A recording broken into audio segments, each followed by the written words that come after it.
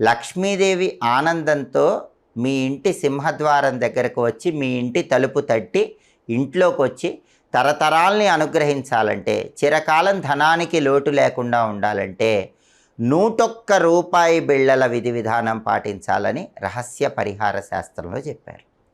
ఈ 101 రూపాయి బిళ్ళల విధి విధానం ఏంటంటే, ఎప్పుడైనా శుక్రవారం రోజు మీ ఇంట్లో పూజా మందిరంలో లక్ష్మీదేవి చిత్రపటం ముందు ఒక రాగి పళ్ళెం కానీ ఇత్తడి పళ్ళెం కానీ పెద్దది ఉంచి దానిలో 101 రూపాయి బిళ్ళలు ఉంచండి.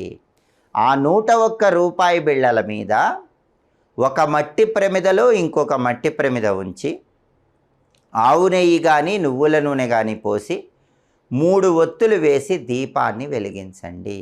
అలా దీపం వెలిగించిన తర్వాత లక్ష్మీదేవికి పరమాన్నం కానీ కట్టె పొంగలి కానీ నైవేద్యంగా సమర్పించండి.